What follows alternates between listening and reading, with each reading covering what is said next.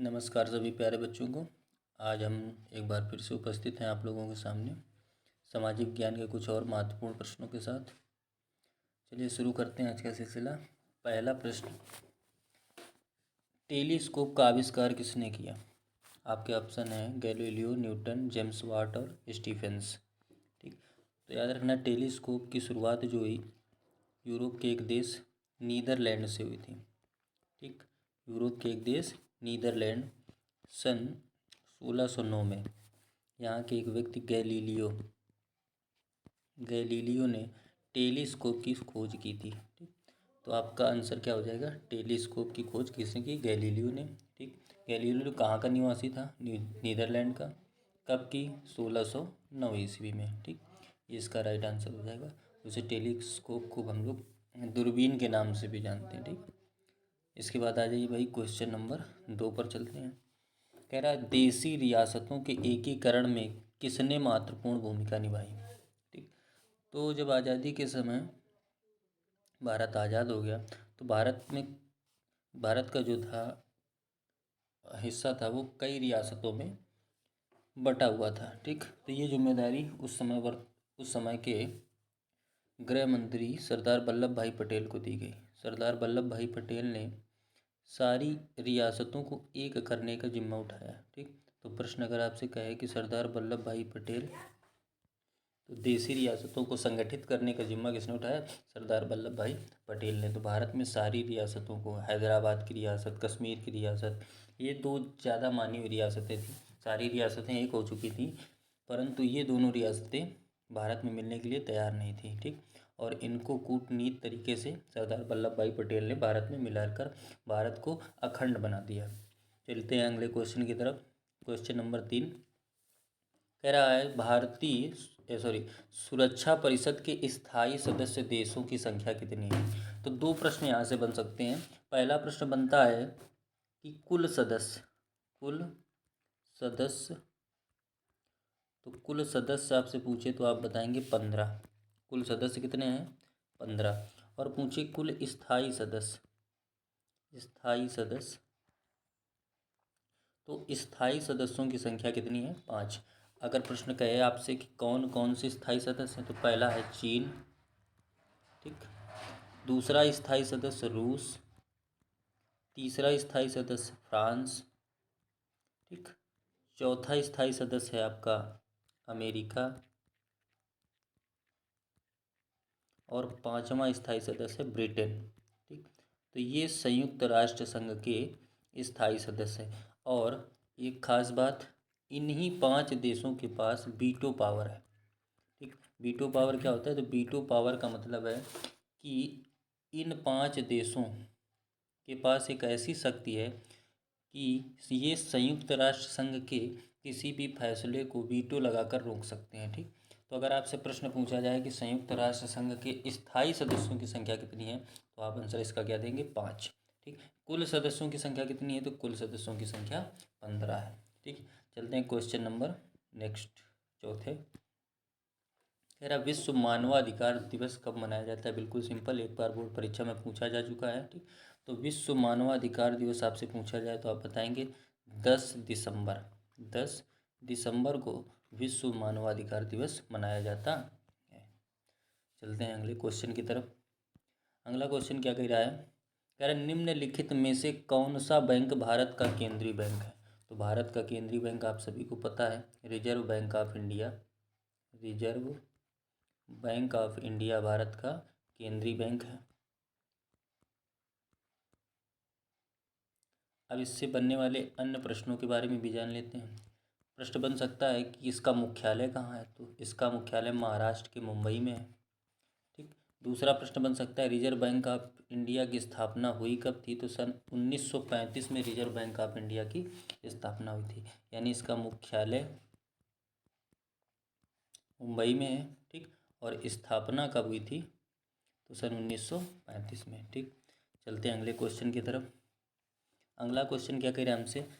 कह रहा है निम्नलिखित में से कौन सा राज्य जूट के उत्पादन में अग्रणी है? तो भारत में जूट के मामले में पश्चिम बंगाल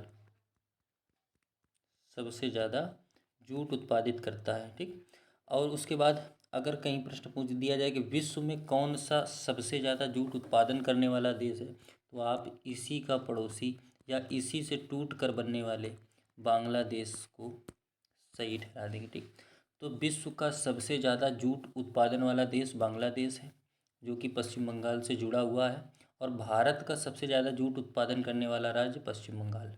ठीक, राइट आंसर हो जाएगा। चलते हैं अगले क्वेश्चन की तरफ। कह रहा मुंबई हाई का संबंध किससे है? मुंबई हाई।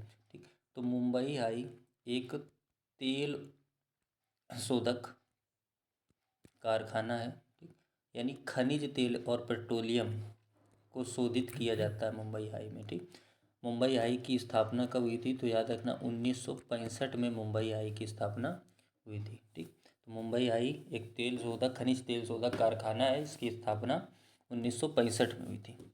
अगले क्वेश्चन पर चलते हैं। क्वेश्चन नंबर 8 कह रहा उत्तराखंड की सबसे ऊंची चोटी कौन सी है? तो याद रखना उत्तराखंड की सबसे ऊंची चोटी है भाई, तो सबसे ऊंची चोटी है नंदा देवी। इस पर्वत का नाम भी नंदा देवी पर्वत है और इसकी सबसे ऊंची चोटी का नाम भी क्या है? नंदा देवी है। अगर आपसे पूछा जाए इसकी ऊंचाई कितनी है, तो आप इसकी ऊंचाई बताएंगे 7816 मीटर। ये इसकी क्या है? ऊंचाई। अगर ये पूछा जाए उत्तराखंड में पड़ती कहाँ है, तो उत्तराखंड का एक ज़िला है चमोली ज़िला।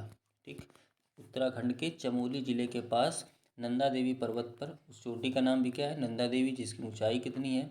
7816 मीटर। ठीक, ये भारत की उत्तराखंड की सबसे ऊंची चोटी है। अगले प्रश्न पर पहुंचते हैं। कह रहा निम्नलिखित में से कौन सी नदी अरब सागर में गिरती है? ठीक, तो आपको हम पहले बता देते हैं अरब सागर भारत के मैप में जो है इस तरफ पड़ता है, यानी कि दक्षिण पश्चिम में। ठीक, यहाँ तो ज़्यादातर नदियाँ हिमालय से निकलती हुई बंगाल की खाड़ी में गिरती हैं जाके, लेकिन कुछ गिनी चुनी नदियाँ हैं जो कि अरब सागर में गिरती हैं। ठीक, तो अरब सागर में गिरने वाली नदियों के बारे में आपसे अगर पूछा जाए तो कुछ प्रमुख नदियों के नाम आपको हम बता दे रहे हैं। उनमें से ही कुछ आपकी परीक्षाओं में आ सकती हैं। सबसे पहली नदी है साबरमती। ठीक, अगली नदी है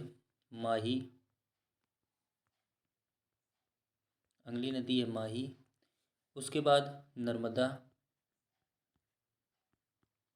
अगली नदी है ताप्ती।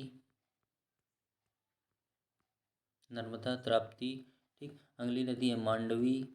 ठीक, ऐसी ये कुछ प्रसिद्ध नदियां हैं जो अरब सागर में गिरती हैं जाके।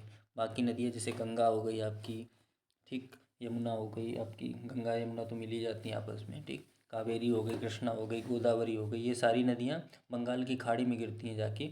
जबकि साबरमती, माही, नर्मदा, ताप्ती, मांडवी, ये सारी नदियाँ अरब सागर में गिरती हैं जाके। तो आपके ऑप्शन कावेरी, पेनार, कृष्णा और साबरमती में से कौन सी नदी अरब सागर में गिरती है? तो साबरमती आपका राइट आंसर हो जाएगा। चलते हैं अगले लास्ट क्वेश्चन की तरफ। कह रहा संयुक्त राज्य अमेरिका द्वारा द्वितीय विश्व युद्ध में सम्मिलित होने का तत्कालीन कारण क्या था? तो याद रखना संयुक्त राज्य अमेरिका यानी अमेरिका पहले द्वितीय विश्व युद्ध में शामिल नहीं था, लेकिन उसके द्वितीय विश्व युद्ध में शामिल होने का प्रमुख कारण ये था कि जापान जो था वो समुद्री रास्ते से अमेरिका के पर्ल हार्बर